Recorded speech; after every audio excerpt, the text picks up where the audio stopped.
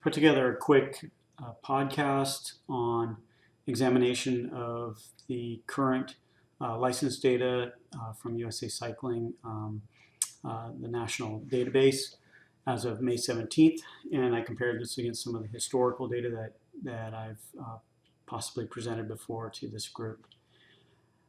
So based on some of the data that we've looked at previously, what we looked at was a historical databases. This one's showing from 2007, and you can see a slow rise in the number of licenses over the age of the ridership up to a peak when they were in their mid-40s here in 2007, and then you have this slow decline on the backside.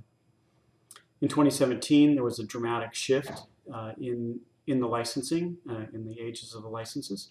What you see is a large increase in the number of juniors, and then a drop off in the U23 age groups. And then you have a steady rise back out to a peak, and this time it's in the early 50s, and it actually represents the progression of age of the ridership from 2007 out to 2017.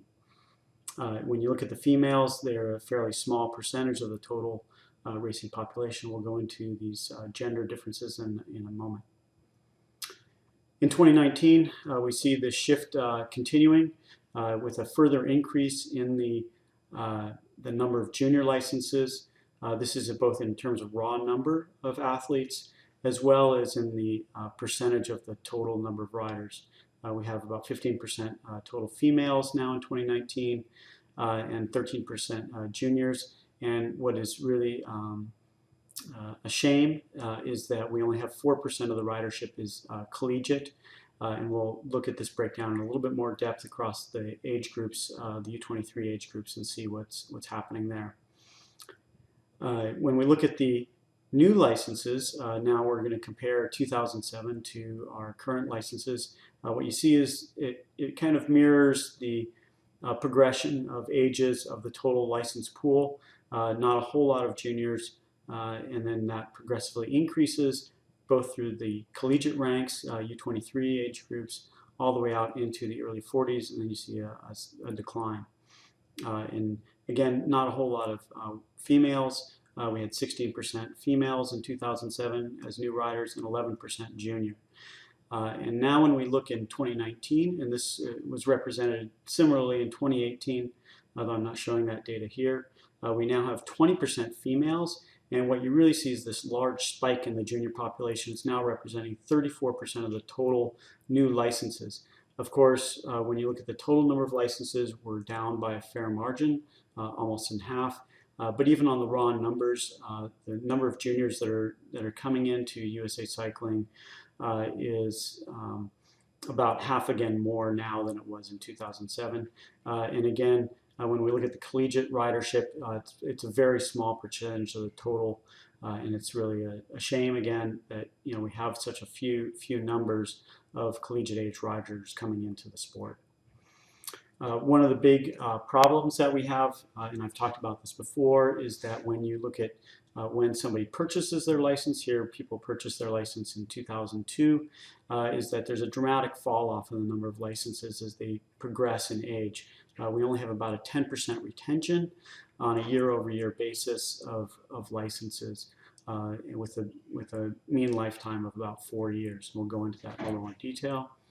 This breaks down the 2017 versus 2007 ridership for males and females and illustrates that in 2017 we have a large number of juniors, but that really falls off.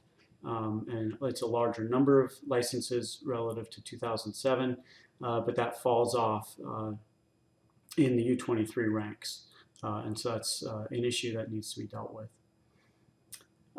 When we tried to look at retention of athletes and tried to take into account whether or not being involved in a junior development program helps retain athletes, what we find is that if you look at the loss of ridership over age here, based on the year that they get their licenses, for 15 to 18-year-olds and 19 to 24-year-olds, those two trend lines follow one another. and it drops off pretty much to zero within about 10 years. And this just breaks it down for the SCNCA, and you look at the number of licenses. But overall, there's a 4.1 mean lifetime for Team Velosport riders, which is USA Cycling Center of Excellence. And we took a subsampling of athletes who took out their licenses from 2007 to 2010 and traced them over time. And so there is a tremendous loss of riders, even when they're involved with high-level junior programs. One of the things that we looked at in 2018, and we don't have our 2019 data yet, is we looked at the crossover from NICA to USA Cycling.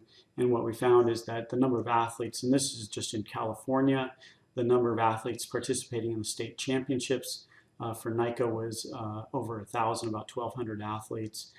Within USA Cycling, the total population of that same age group, this is 15 to 18-year-olds, there was only about 500 athletes total, and there was only about 13% crossover between those two pools of riders.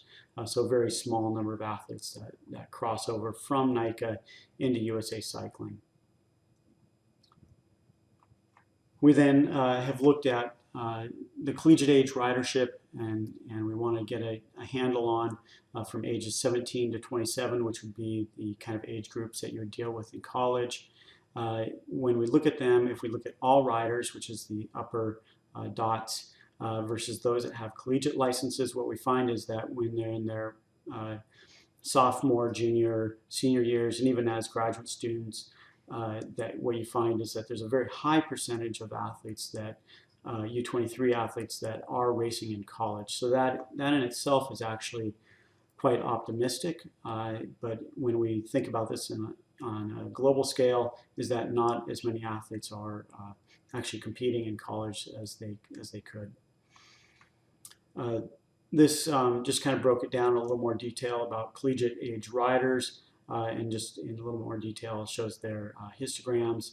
And some of these athletes here, they're self-identified as collegiate riders, but they actually have graduated. It's just still being shown on their licenses. This shows the demographics between males and females of new licenses, collegiate age licenses. And it looks fairly similar to the other general populations, where you have a very large number of males and a smaller number of females.